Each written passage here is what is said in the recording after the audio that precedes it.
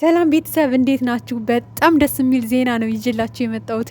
ናቲና ሄሉ ተገናኙ። ናቲ ኢትዮጵያ ገብቶ ከሰላምዬ ጋር ሆኖ ድንገት ሄሉ ቤት በመገኘት ሄሉን ሰርፕራይዝ አድርጓታል ማለት ነው።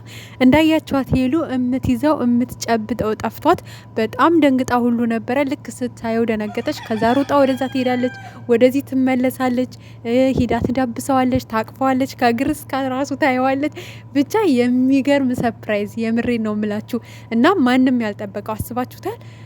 የነበረችበት ሁኔታ ጥሩ አይደለም ታውቃላችሁ። ከናቲ ጋር ከተለያዩ በኋላ በጣም ብዙ ውረድ አሳልፋለች። ህይወትም ጀምራ ከአንድም ሁለት አልተሳካላትም። እንደምታውቁት ከእንዳልክም ጋር ከያብ ጋርም ጀምራ ነገሮች ተበላሽተውባታል ማለት ነው። በነገራችን ላይ ፈጣሪ የፈቀደላችሁን ብቻ ነው የምትኖሩት። የምሬን ነው የምላችሁና ናቲና ሄሉ እንደማይለያዩ ውስጤ ይነግረኝ ነበር። የምሬን ስነግራችሁ እናውቃለን። እንዳልክ በጣም ጥሩ ልጅ ነው፣ በጣም ተወዳጅ ልጅ ነው። በሚዲያ በጣም ብዙ ጥሩ ነገሮች የሰራ ልጅ ነው። ነገር ግን ማን እንደ ናቲ ማለት ከናቲ ጋር በጣም ብዙ ስራዎችን ሰርተዋል። በጣም ብዙ በቃ የሆነ አለ አይደለ? አንዳንዴ ከጅማሬያችሁ አብራችሁት የተነሳችሁትን ሰው የመሰለ ከየትም አታገኙ ማለት ነው። ከሱ ጋር በጣም ብዙ የማይረሱ ጊዜያቶችን በጣም ብዙ ጣውረዶችን ያሳለፉ ምርጥ ጥንዶች፣ በሚዲያው በጣም ተወዳጅ፣ የሚሰሯቸው ነገሮች አዝናኝ፣ አስተማሪ፣ አስቂኝ በቃ በጣም ብዙ ስራዎችን የሰሩ ልጆች ናቸውና በመለየታቸው በጣም ብዙ አዝነናል። ለብዙ ጊዜ መለያየታቸው አልተነገረም፣ ተደብቆ ነበረ።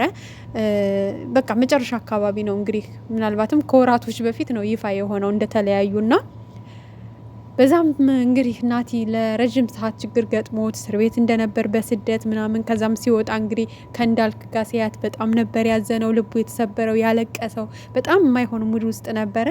በሚዲያም እሱ ሞቶ ተናገረ። በቃ ብዙ ለመቀራረብ ሞከሩ። ያው እንዳያችሁት ከእንዳልክ ጋም ያለው ነገር ተቋረጠ። በዛ መካከል ግን ከናቲ ጋር ምንም እየተግባቡም አልነበረም፣ መተማመንም አልቻሉም። እልህ ውስጥ ነበሩ ማለት ለምን ያንን የሚያክል ወራት ዝም አልከኝ? እስር ቤት ነበርኩኝ፣ ዝም ብዬሽ አይደለም። በዛ ጭቅጭቅ ውስጥ ደግሞ ድጋሚ እንግዲህ በወንድሟ በኩል ያብ መጣ ማለት ነው። ከያብ ጋር እንግዲህ ተግባቡ፣ ወደ ሌላ ነገር ውስጥ ገቡ። እሱም አልተሳካም፣ ተቋረጠ። እንግዲህ የሄሉና የናቲ ህይወት ዙሮ ዙሮ ተገናኝተዋል ማለት ነው።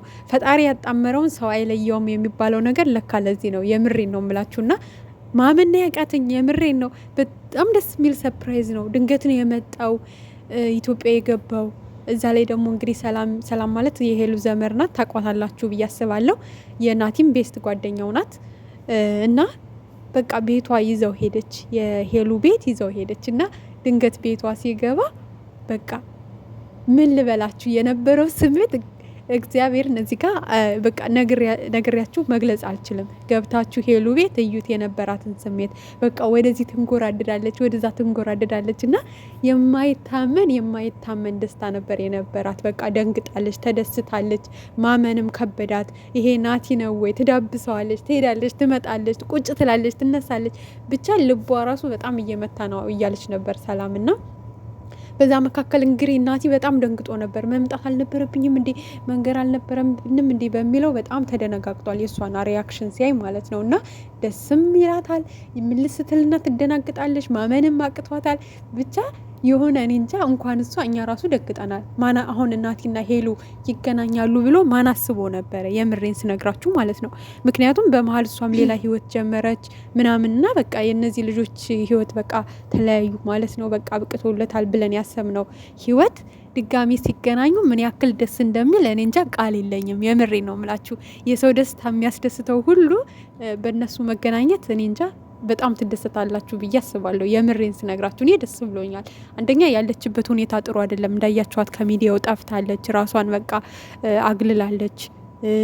በቃ በምንም አይነት እንትን እየወጣች አይደለም። ግን እግዚአብሔር ሁሉንም ነገር ለበጎ ነው።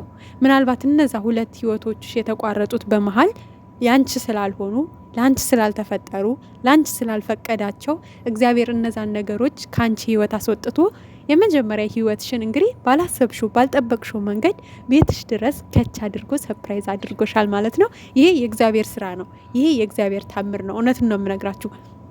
ናቲ ራሱ እኔ እንጃ በአሁን ሰዓት ኢትዮጵያ መምጣት የሚችልበት ሁኔታ አይመስለኝም። ማለት ታውቃላችሁ ስትሰደዱ ወደ ኢትዮጵያ ወደ ሀገራችሁ ለመመለስ ግሪን ካርድ ምናምን ጨራርሳችሁ ምናምን ነው የምትመጡት እና እነዛ ነገሮች ራሱ እኔ እንጃ የጨራረሰው ሁሉ አይመስለኝም። ግን እግዚአብሔር በምን መልኩ አስተካክሎ እሷ ጋር እንዳመጣው ወደ ሀገሩ እኔ አላቅም። በቃ መልካም ነገር እግዚአብሔር አስቦ ነው።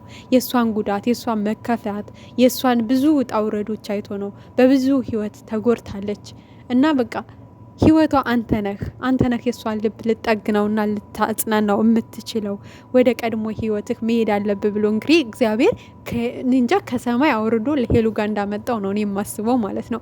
ማንም ያልጠበቀው ሰርፕራይዝ፣ ማንም ያላሰበው ማንም ማለት ነው። እና በጣም የሚገርም በቃ እኔ እንጃ ሪያክሽኗን ገብታችሁ እዩት ማለት ነው። እንኳን እሷ እኔ ራሱ አላመንኩም። እጄ ሁሉን የተንቀጠቀጠው ማመን ነው ያቃተኝ። እንዴ የምር ናቲ ከየት መጣ? እንዴት መጣ? በጣም ነው የሚገርመው። እና እውነተኛ ፍቅር ማለት ነው የምሬን ነው የምላችሁ። የትም ብትሄዱ ከየትም አቆራርጦ ለፍቅሩ ሲል ለእውነተኛ ፍቅር ሲል ይመጣል። እና ያን ነው ያየ ነው።